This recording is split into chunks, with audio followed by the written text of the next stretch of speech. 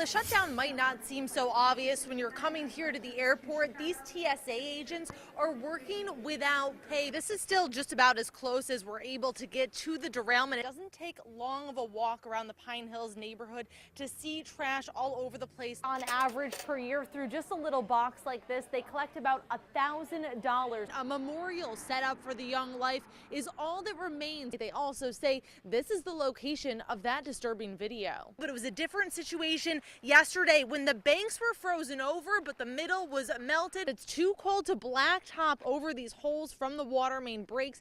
Here at the Port of Albany, they were finally able to secure some of them, including the rusty anchor. Legitimate companies like Premier don't stop at just the limos. They actually have a GPS tracking system and spread throughout parts of the town of Nassau. Contaminants flowing down this stream. It takes more than $350 just to pull this ambulance out of the garage, and that's before you even get to all of the equipment that's inside of it. My guys jumped off the truck. They grabbed the jaws. I fired the jaws up. They went down there. Within 2 minutes, they had that car open. We were pulling bodies out.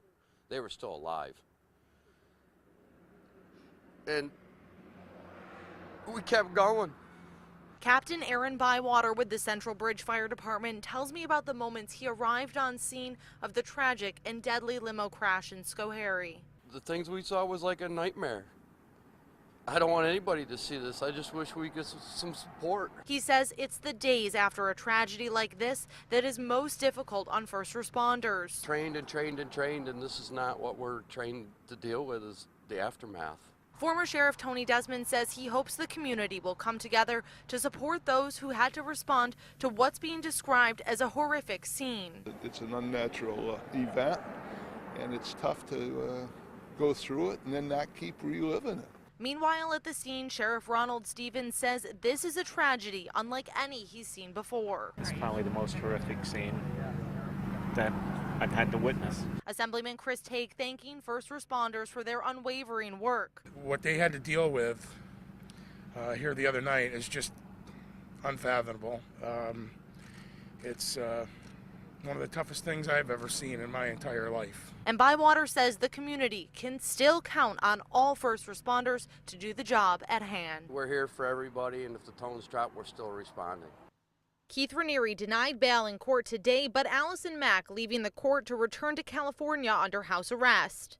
Allison, did you help brand India Oxenberg? India's mother, Catherine Oxenberg, talking to me outside of court, saying her daughter is not in her right mind. Allison Mack was my daughter's direct superior in NXIVM, and so she deserves to be held accountable for what she's done.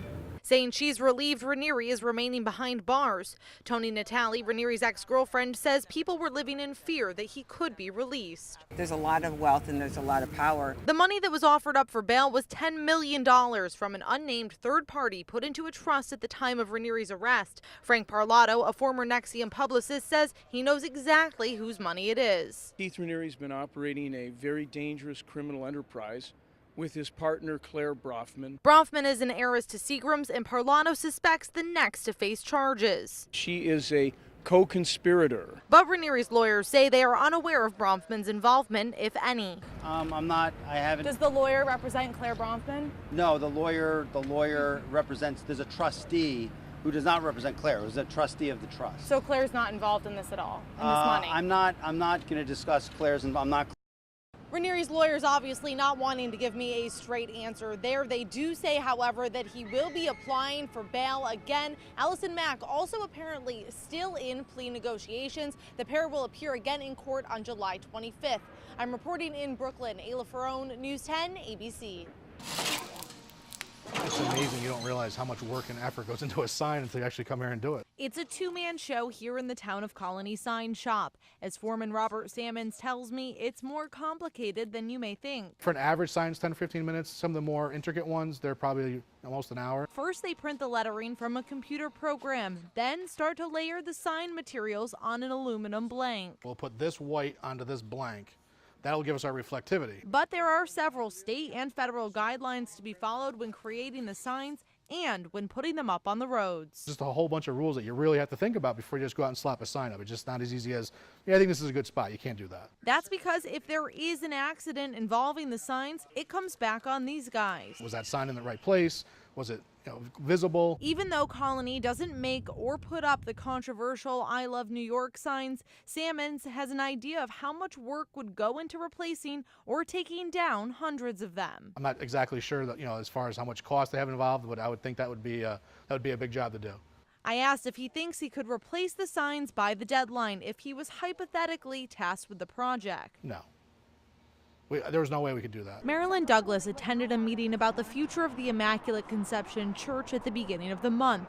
She was shocked when last week the Diocese of Albany announced in its newspaper, The Evangelist, that the worships would be relocated. We thought that we were going to have a part in this discussion. Her impression is that the diocese has decided to tear down the church, which sustained water damage after flooding last summer. The possibility of this building coming down would be catastrophic to a lot of people here.